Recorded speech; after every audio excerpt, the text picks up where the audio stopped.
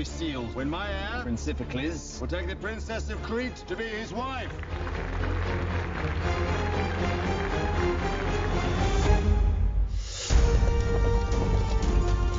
My mother once gave this as a parting gift to my father.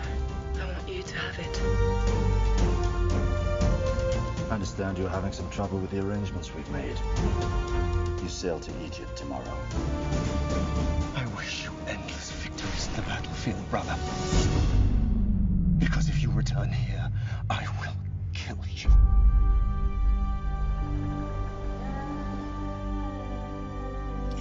I paid good money for you. I expect a return. I give you Hercules!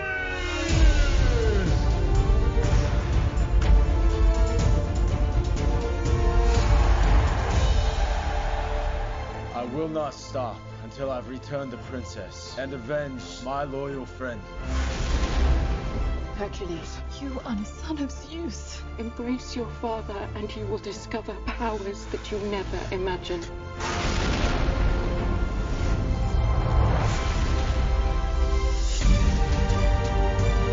Tonight, we fight for our lives!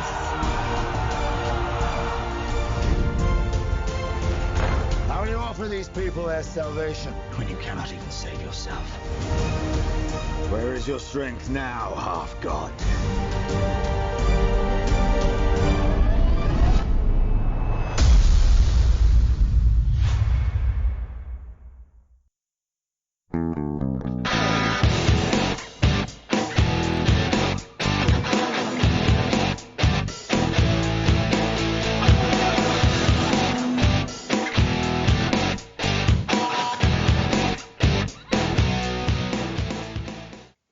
Welcome to They Called Us a Movie, testing the strength of friendships one terrible movie at a time. Subscribe to the podcast on iTunes and other podcast services by searching They Called Us a Movie. We are part of the Main Damie Network, and to find more from us, check out the website at themaindamie.com or on Twitter, Facebook, and Instagram at The Main Damie. We're also now a proud member of Geek Vibes Nation, and you can find them at gvnation.com. Welcome back to They Called Us a Movie. This is Anthony Delvecchio. With me, as always, is Dan Aquino and Mark Meyer. Say hello, gentlemen. Hey, everybody. So I think I found a new way to describe when a movie's really terrible. When the autoplay feature on a site throws you a bone, it's like, here, you just watch this awful shit. You can watch League of Their Own. There you go. Watch an actual good movie. Yes. Yeah, this was a rough week, but before we get into what movie we watched this week for the podcast, guys, what have you been watching this week? I actually took the time and watched a good amount of movies this week, and my average was not good. It's only one out of the 4 that I watched was good. I saw Eurovision, the new Netflix movie with Will Ferrell and Rachel McAdams. Mm-hmm. I watched, we just talked about it. I watched Jarhead. I watched Free Fire, and that's the movie that really disappointed me because it's an A24 film. And my girl Brie Larson is in it. Yeah. So Academy Award winning Brie Larson, the very same, Mark. And that movie, Jen's giving me the finger right now. That movie was really upsetting because it had a good premise and they totally wasted it. And I think the problem is that Armie Hammer is in it because he's terrible. And I should have seen that coming a mile away because it also has Cillian Murphy in it. So like, all right, well, you have him and you have Brie Larson. That's a pretty good dynamic there. But then you throw... Not a fan of Armie Hammer, huh? Well, what has he ever done? He did The Man from U.N.C.L.E., which is bad. He's pretty excellent. He's pretty excellent and Sorry to Bother You. Haven't seen it. But I did see The Lone Ranger, and I feel like that speaks volumes. And to be like, that's one of those things where you really have to do a bunch of good movies to wash that stink away. Okay. But... So I think, and did I say Starship Troopers? No. Okay, no. So that I rounded it out with Starship Troopers, and I mean that's just like supposed to be bad, so there's really not much more you could do there. But yeah, that's about it. I watched a lot of movies this week. So what was the good movie that you saw? I would say Jarhead. I've seen that movie a bunch of times. I think Jamie Foxx is awesome in that movie as the CO, and Jake Gyllenhaal he's solid. Just the overall, I remember thinking that movie was going to be more like Hurt Locker, where there's like action scenes scenes and whatnot. There's really no action in Jarhead.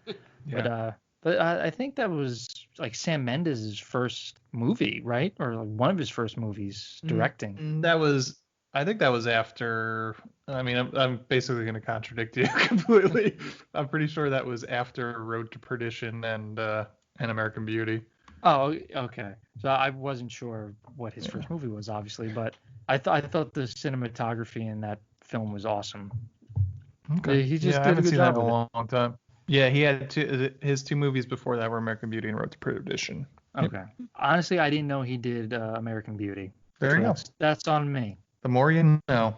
And I thought Road to Perdition came out after this. But, listen, I'm terrible, so you can just let me have it. So, how much did you learn about Eurovision? A the lot. actual event? I learned that it's a real thing and not a Will Ferrell made-up movie. And I found out ABBA came from Eurovision. And I like ABBA. My mom would always take me to baseball practice, and we would listen to like Journey and ABBA and like the Bangles and everything. So I have a love of ABBA. So I mean, they're one of the hottest selling groups of all time. So you there you go. That's all Eurovision. And and I found out, was it like I think Dan Stevens is in it, the guy who played the Beast in the live action Beauty and the Beast. Dude's got a set of pipes, man. He could sing. He's Rachel McAdams and Dan Stevens are like the best part of that movie. Cool. I wouldn't have thought one half of that sentence would have been said, but. With Dan Stevens? Yeah. I mean, again, just because of his singing, not his acting. He's like this Russian singer, and it's just a good voice. I enjoyed his voice, Mark. All right. Yeah, I may check that out at some point just to see maybe clips on YouTube of just the songs would be interesting. Some of the songs are okay. I mean, I'm not going to sit here and tell you that you have to listen to them, but I think the one song at the end is decent. I think Will Ferrell needs to get away from Adam McKay, because anytime they get together, it hasn't been very good for a while. And it would be nice to see Will Ferrell just kind of go back to more of his like sketch roots, I guess, in terms of films. But he's doing his thing, obviously. Yeah. What about you, Mark? Yeah. So I haven't done much in terms of actual movie watching. I don't know if I had beaten Last of Us 2 last time we talked, or I beat it right after. But I finished that game and talk about a game that's really depressing, kind of like Jarhead. That game's real good. I just don't get where a lot of the people came from with the criticism. I think we talked about it last night with Dan, but it just seems like people were just they watched the first 10 minutes of a movie and decided it already sucks, before finishing the movie.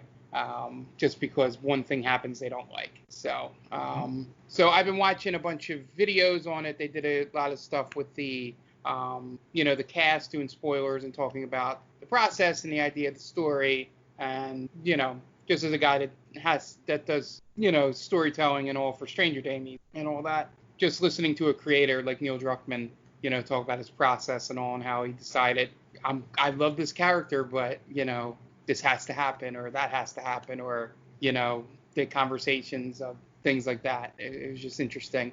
And then also watching other people play it and just see their reaction, and finding out that a bunch of people that I watch play video games in the background every so often, I made good choices. They're not terrible people. They actually gave the game a chance. So that's been fun to realize. But yeah, I've been doing nothing but that on in the background. Not much in terms of movies. Like I say every week, I'm probably going to be the person least contributing to this topic, because you guys are much more into movies than I am in terms of using your free time to watch them. Outside of this piece of shit we watched this week. That's about it. Just my life has been Last of Us for this 2 weeks. So. Okay. Well, yeah, I mean, I really haven't watched that much either. Besides, I'm still going headlong into Twin Peaks. I think it finally clicked for me. It's when it started getting weird, and that's what I appreciate out of David Lynch, is when things get weird, and it finally got weird. I'm almost done with the second season. I think I've got like 4 or 5 episodes left. It's been kind of a background show, but also kind of like investing a good amount of time. The only other thing I've really watched was, as Mark had alluded to earlier, the movie we watched was free with ads on Amazon Prime through IMDb. And when you finish this movie, it auto plays A League of Their Own. So I just let it happen, and I watched A League of Their Own after I finished writing my notes for this movie. And I haven't watched that movie in probably about 20 years, and I forgot how excellent that movie. It's so delightful. It's so positive in a time where I needed positivity in my life. So if you're looking for some positivity, just watch A League of Their Own. Fun. John Lovitz is amazing in it. I totally almost forgot that Tom Hanks was in it, which is ridiculous because he's really such a big part of that movie. Well, I was just like, he showed up, and I was like, oh yeah, that's right, he's in it. Oh, his character's great. Oh yeah, he's fantastic, and he's such a huge part. But like again, it was just like I was just enjoying like John Lovitz's scenes before like Tom Hanks shows up in the movie, because it's a good like 35-40 minutes before he shows up. And it's just like, this movie's so much fun. And then, oh yeah, Tom Hanks is in this and makes this movie even better. It like takes it over the top, really. Yeah. What young Tom Hanks, man. You couldn't beat him. Dude was I'm not even sure how young he was at that point. He's got to be close to 40, if not 40 at that point. But it's definitely a role he doesn't play anymore. He plays just this slime bag alcoholic. He doesn't do comedy anymore, really. Like, everything is very Oscar baity. So I think the last comedy thing he did was that SNL episode. Oh, Mr. Pumpkin or whatever. Yeah, David S. Pumpkins. Yeah, no, that's the only movie that I saw this week. So Twin Peaks has taken over my life the way Last of Us Part 2 has taken over Mark's life. And then hopefully I'll try and track down some Showtime, the season of on Showtime that Twin Peaks did, and just finish that off. But yeah, that's been my week. But this week's movie was picked by none other than Dan Aquino. So we have him to blame, and he gives me a lot of shit for when I pick a movie like Love on a Leash. So Dan, why don't you introduce this week's movie?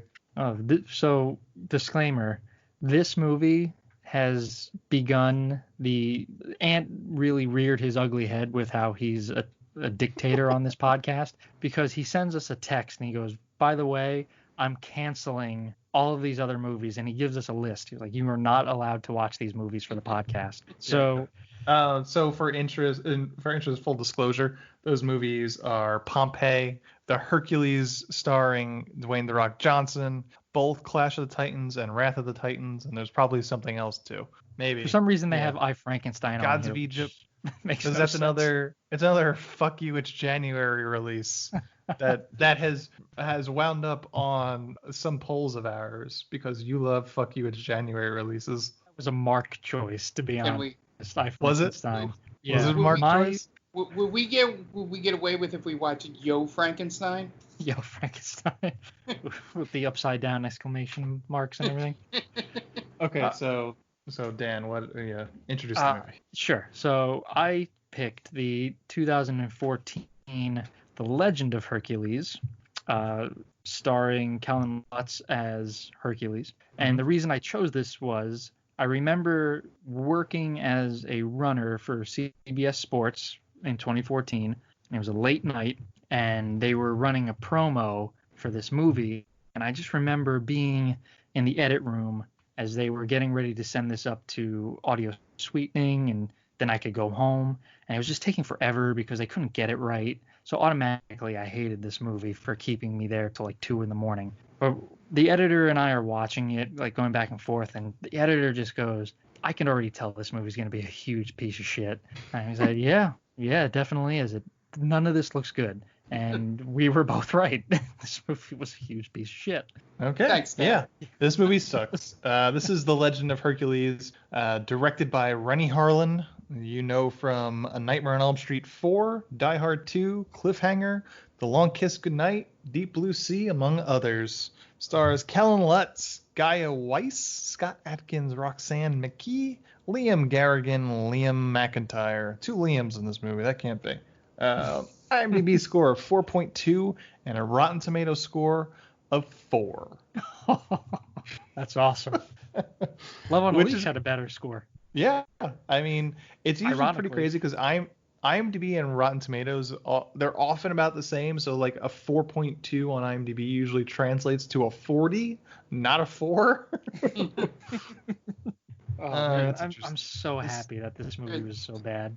There's a lot of Twilight voting up for. Not enough. Kellen Lutz, yeah. Gotta love my Kellen Lutz. Yeah, no, wow. This movie, oof. This was like 8 years removed from 300, and they were just like, they were just like, fuck it, let's do it again. Yeah. But we're probably forgotten by now. Oh my goodness! Like Zack Snyder should sue somebody. Yeah, I want to see the Snyder cut of this movie. This called 300. This movie desperately wants to be 300, Gladiator, and like Clash of the Titans. So desperately wants to be all those things, and it fails at all of it. Yeah, this was rough. I said I should have been keeping track of times when people in this movie, while giving a speech or saying lines, just did the arms open move as they were talking. Now, it's funny because I think what I totally blame this movie on is terrible CGI, bad action, and just like super over the top acting. But like, my God, they're trying their hardest in this movie. Like, no one's doing it to be like funny or like just chew the scenery. Like, they're really, really trying to like give that epic performance that you would get from a Greek mythology movie. Mm-hmm. And everyone falls flat. I can't think of a good actor or a good character in this movie. Yeah, I gotta be honest. I think what it comes down to, and one of the reasons why I sent that text about, forget these movies exist, basically, is I kind of hate these kinds of movies, these sword and sandal movies. And I think it's just because we've just been inundated with these mid box office crap that comes out in the beginning part of the year. I'm not even really a big fan of Troy. And I know that's kind of like maybe, I don't want to say gold standard, because everything rips off Braveheart when all is said and done. It all comes back to Braveheart, because even this movie has the Braveheart speech scene, and I don't know. I don't like them. I don't like that I don't know anybody's names. I can't remember anybody besides Hercules, because all their names are like 7 syllables long. And I know that's a petty thing to be upset about a movie for, because it is based on Greek mythology, very loosely, we might add. Yeah. But yeah, I just hate them. I don't like these kinds of movies. Well, I don't want to say hate them. That's a strong word, but I dislike more of these movies than I like them. I agree with you though, because you can kind of forgive a good sword and sandals movie. Like if we're saying, like, I don't know how you feel about 300, but I enjoyed it. And the only character that I really remember is Leonidas, like their name. But it kept your attention, and it moved well enough, and there was enough action, and it was good enough where you didn't really have to care about the other characters. Whereas in this one, they really try to invest you in a bunch of characters that aren't interesting and really don't do anything in the movie other than just be dicks. So like now, like you're like, who is this guy again? Or who is she? Why is this happening to this person again? Where did this come from? Where in 300, it's just, they're going to war. That's all you need to know. Gerard Butler's Leonidas is taking 300 other guys. One dude from Lord of the Rings is in it. And there you go. There's a hunchback guy. You're good. And you don't even need to know it. You don't need to know the names, because you could say there's a hunchback guy and everyone knows who I'm talking about. Yeah. I think what hurts this movie more than, or on top of everything else, it just for me is the fact that it's PG-13. So a lot of the fight scenes, like you could tell they were doing things to keep it from being any kind of blood or on the violence end of that scale. Sure. And it was just like, if you're going to do gladiators battling to the death, him coming down and hitting him in the back with a mace and nothing happening, and then the guy falling over and dying is like, okay, I guess, sure. Like the most gruesome ones was that 2-on-2 fight they have, and that could have been much better if they went a little more violent with it. I guess that's why 300 keeps your attention maybe a little more. Sure. But yeah, that on top of everything is both of you said about it, I think that really hurt the movie a lot. And I also think The problem is I also think, in terms of what Dan said, and with not really caring about the characters and all that, comes from the fact that they didn't have good enough actors to sell the characters in the short scenes. Like, if you're going to do something that's like whatever length this is, and not going to be like Gladiator, and be, I believe that's 2 hours, maybe 2+. So, essentially, when you have like 1 or 2 scenes to build that the brother is a weakling and the mother doesn't really like him, if you had better actors and all, you could get that subtext and nuance out in those short scenes. They didn't really have it here. And it just, they tried their best. Like that one scene between like you and I'm just going to call him not Hercules' brother. In that scene in The Mother, like that's supposed to grab you, that scene, but neither of them are good enough to make me care about it. And this is an advocate for either better actors or a slightly longer movie. No, Mark, come on. What do we say about that? No, it's an hour and 39 minutes, Mark. That's about right. No, it could be 9 minutes shorter. It could be 9 minutes shorter. If I could reach into Skype and slap your hand and say no, stove is hot, Mark. Mark has the Stockholm syndrome, where it's like the movie's so bad, but he's like he gets used to it. If you give it a couple more scenes, it'll be longer. He becomes enamored with his captor. No, I didn't like 99-minute version of the Legend of Hercules, but what about a 2.5-hour version of it? Still starring to really Kellen flesh Lutz. out those characters. Let's give Kellen Lutz more screen time. That's what I say. The biggest problem with this movie, the Myers cut.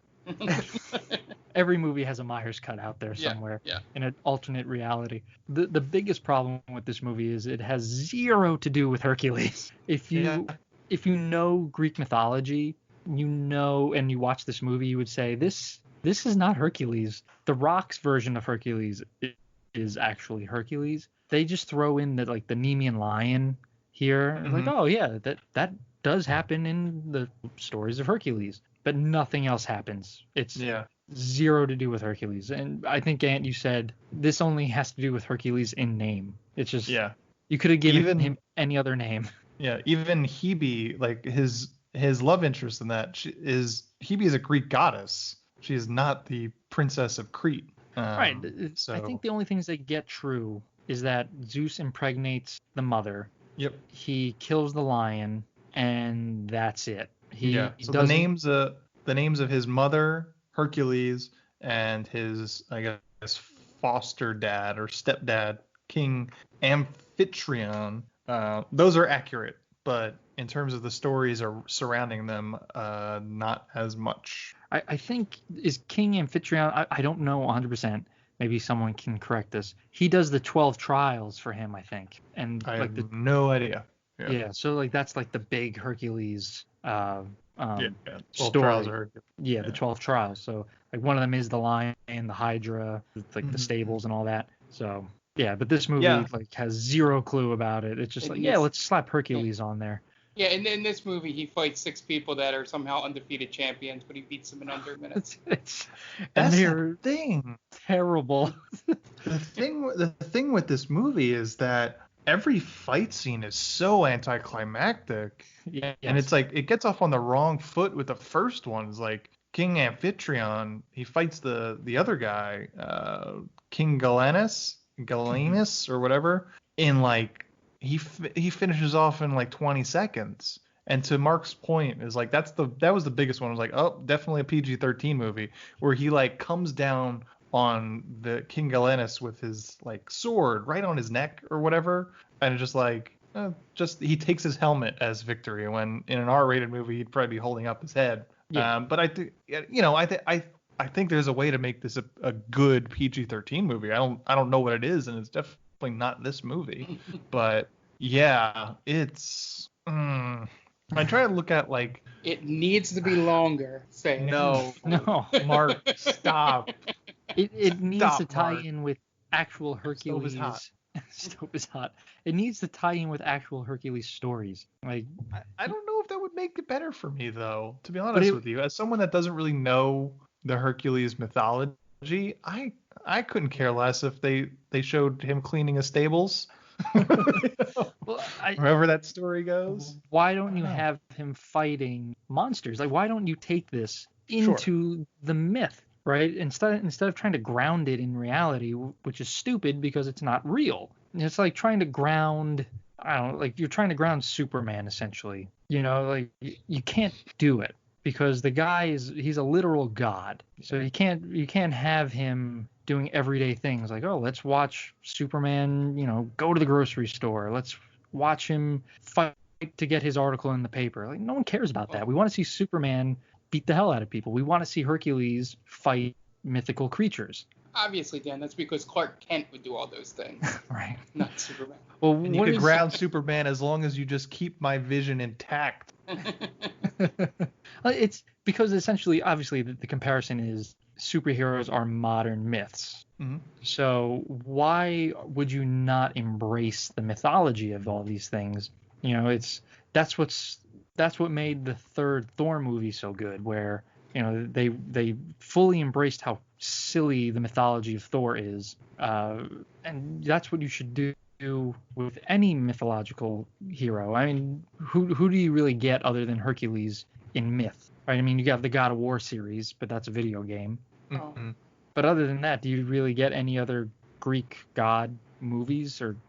Okay, I was going to say, you're talking modern. Really just, yeah. That's Clash of the Titans, and they embrace the silliness of it. Yeah, no, it's. I'm trying to think of something nice to say about this movie. I don't know what it is though. Oh, don't hold back. It's not like we're not gonna get the writer and the director of this movie on here, so. No, not at all. But we could really lay into Rennie Harlan. Yeah, this was not fun. I was bored. Like some of my notes are really, some of the scenes are just, and this happens, and then move on. Let's move on because it did not hold my attention. Yeah, one comment I do have like I was going to say real quick, does it look like the postcard that Homer writes to Marge when he's drunk? $4, sure. Are you crazy? Yeah. Mark? Yeah, the one thing, the last thing I have before, we start ripping apart the plot, is that, I don't know if you both noticed this, but they took the commercial breaks at really odd time. Yes. Oh yeah, did you guys also get Red Bull commercials that were about Hercules? No. I got tampon commercial. I don't remember what I got. So the first time that when Hera comes and tells his mom Alcmene that you could call him whatever you want, but I'll always know him as Hercules. It cut to a Red Bull commercial where Hercules is talking to something. So I think a Hydra or something like that. So I found it very jarring and a little odd. Wasn't sure if it was on purpose, but it was very odd. Yeah. No, I just learned all the different levels of tampons because the commercial was repeated multiple times. And by the end I'm like, that is probably the better value. You guys are lucky. I think I got like some Wells Fargo stuff. Yeah. But my favorite one of those is they took a commercial break, and then it cuts the commercial, comes back, and then it fades to black. Like, to go to another. Like, literally, if they waited like 5 seconds, the commercial would have been during the fade to black, and it wouldn't. Yeah. I just laughed. I was like, it must have been like timed up to the minute. Like, all right, at this point on the runtime, it needs to go to commercial. This movie's not worth editing. I was a little worried about with ads, but there weren't that many ad breaks. No. That's my next thing to say about this movie. I was gonna say it was a good palate cleanser. You got to take a little bit of a reprieve. Like, okay, we're almost done. It didn't feel like Justice League when I watched that on TNT. Oh, because that felt like where they would take the breaks if it was on TNT, and you couldn't skip those, and those were probably double the length of, but it gave me a chance to like turn off my brain while I was writing my notes. Like, all right, I could rest for 90 seconds.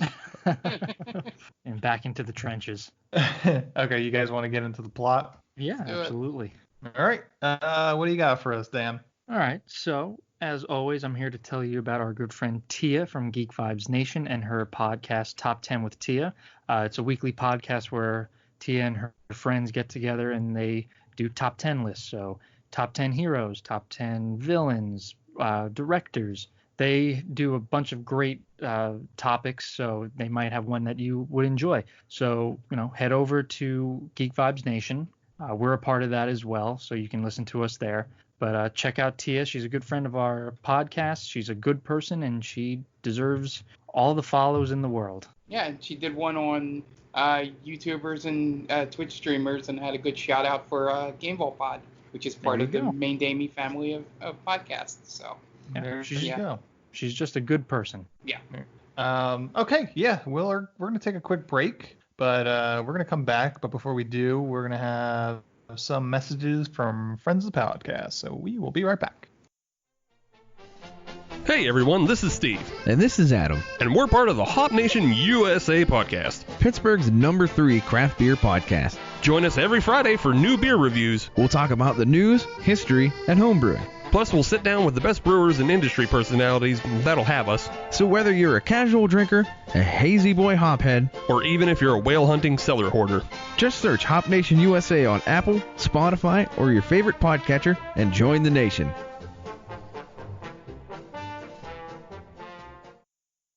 Oh hi, didn't see you there. It's me, George, from the best little horror house in Philly, the show where we talk about the best horror movie ever made, according to our guest at least. We've talked about groundbreaking classics like Texas Chainsaw Massacre and Alien, but we've also got a lot of great ones coming up, including some very fun guests like Len Kabaczynski of Swamp Zombies and Red Letter Media fame, Caroline Williams, the star of Texas Chainsaw Massacre 2, and Chase Williamson from John Dies at the End. So make sure you're subscribed to the best little horror house in Philly, and I'll see you boils and ghouls over there. And welcome back, and it's time to get into the plot. But before we do, there's one thing that I forgot to do. Guys, I want you to guess how much money this movie cost. Oh, you know how good we are at these games. Yes, I do. Okay, so this movie cost, I want to say, $120 million. Okay, Mark? I was going with $175 million. Woo, damn, that's a lot of money. Nope, you guys are both pretty way off. It's $70 million. Okay.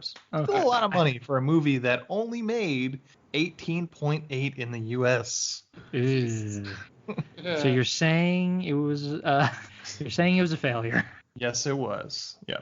And I always bring up that list that it was like biggest flops, and I don't remember this one being on there. I'm sure there were bigger ones. Yeah.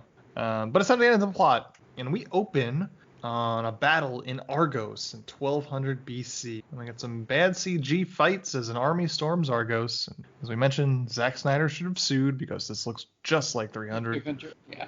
The commander of the intruding army calls out the king of Argos. We find out later that this is King Amphitryon, and he gives King Galenus a proposition. One-on-one combat for Argos. No other soldiers have to die. So King Galenus decides, yep, that sounds great to me. Then we get a 15-second sword fight, and Amphitryon wins. Very lame. And anticlimactic. Yeah, this is one of the first instances where this movie's blatantly ripping off two movies. One, as we said, was 300, and the other is Troy, where the beginning scene is King Agamemnon challenging the other army to a one-on-one duel, and whoever wins, that's it. Everyone else goes home, and no one else has to die. And obviously, they choose Achilles. Achilles, thank you. So yeah, there you go.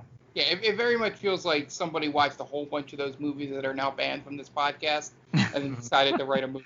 I can't believe that we have banned movies now. It's like, are we in North Korea, Ant? Is that what's going on now? We'll revisit the ban list in 2021. How about that? Okay, fair enough. But for 2020, we're not doing any of these movies. I will relent that much. So King Amphitryon goes home victorious, and the queen comes in, and who couldn't look more like Lena Headey in 300 comes in, confronts King Amphitryon. He gloats, basically saying that Argos wastes its time on things other than military, and that's why they lost. So she goes storming off, and we have a scene between Alcmene Alcmene, is that her name?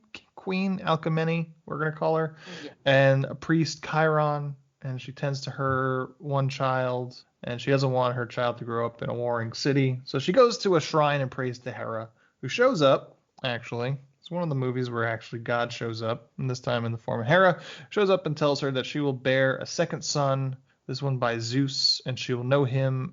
She can name it whatever she wants, but Hera will know him as Hercules. I'm not sure if this was on purpose, but I got a Red Bull ad about Hercules at this exact moment. And then now, we cut back to was the commercial Zeus banging the wife? No, it was, because that would be good. That would be good. All and right. in true PG-13 fashion, Queen Alcmene goes back to her chambers and has ghost sex with Zeus. Somebody really liked the ghost blowjob scene from Ghostbusters. I was gonna say Dan Aykroyd would be proud. At least 300 had tits. Right. right. It had the the Oracle. The Lena Headey show. She gets naked in that movie too. Well, she actually, she makes love to her husband. This is just her pretending to bang the air. Mm-hmm. Yep. And then King Amphitryon comes in with another woman and freaks out because he thinks she's fucking some dude on the side. And he tears apart the bedroom and tries to find the other guy, then goes back outside, complete with a screaming at the sky moment. Then we flash forward to when Alcimedes gives birth to a large boy, as they say. He's quite large. That reminded me of the Family Guy joke when they gave birth to Chris, and it's like he was like half his size that he was. He's like 30 pounds or something like that. I just kept thinking of that. We gave birth to Hercules. He's 50 pounds, all muscle. It's just destroyed down there now. You can't even go near it. So Amphitryon decides his name will be Alcides, and he's going to be less than his brother. And then we flash forward again, and Hercules is grown and riding horses with his girlfriend Hebe. They go to a waterfall, and he terribly CGs off the waterfall and pretends to die, but then he doesn't. Yeah, and then that was some of the worst CG I've ever seen in my life. Moment. Such a bad moment. And then he admires her necklace, and she gives it to him. Cool. And Hercules' brother shows up. Again, his name is Alcides Escobar.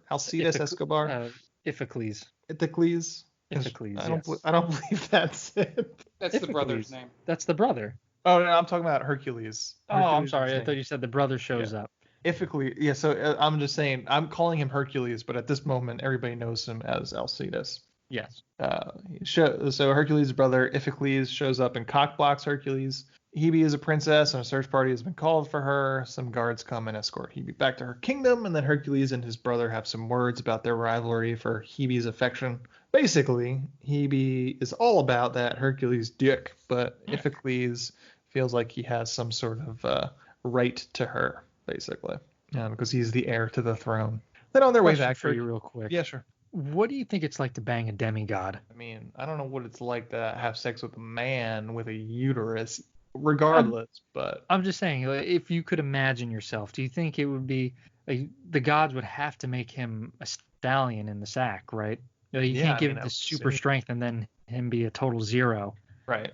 I mean, Zeus did a lot of fucking, so I'm assuming he's going to want his sons to do a lot of fucking too. Right. He's definitely up on Mount Olympus, like, that's my boy. Yeah. He's chip off the old block, and all the other gods like, we know you like to bang people. We get it. Yeah, probably. Zeus watching his son constantly nailing the princess. Yeah. On their way back, Hercules and Iphicles encounter a terrible CG lion. It's a Nemean lion, which apparently can't be killed, and this is the one time this movie tried to invoke the Wikipedia page of Hercules and throw something in that harkens back to mythology. So they have the Nemean lion, and then Iphicles gets scratched, and then Hercules wrestles it and kills it. Iphicles brings back the skin of the lion back home and tells everyone that Hercules ran away like a little bitch, and it was he that killed the lion. So Amphitryon celebrates with the announcement that Iphicles will marry Hebe to unite the kingdom with Crete. And then Hebe gets upset and runs off, but should this really be a big surprise at this point? Because he is the heir of this throne, so you know, they're marrying off people left and right, and Hercules is probably not going to get married off right now, you know? Yeah, and it's one of those things where it's putting a modern lens on a situation that happened all the time. Like, this wouldn't be the first time she's hearing about this. Sort of thing. And also, you know, how much, like, would someone back then make a scene like that, throwing the crown on the floor and all that? I was going to say, most likely she would not have had a choice in the matter regardless. Yeah. And she would be expected to just like, chin up and bear it. Yep. Bear those sons. Exactly. Yep. I mean, really, not even that long ago. I'm watching The Great on Hulu. That's basically all it is. People selling off their daughters to breed heirs. But if it let's see, she runs off and Hercules goes chasing after her, and then Amphitryon scolds Iphicles in private for letting Hebe run off, making a fool of both of them, and basically tells him to be a fucking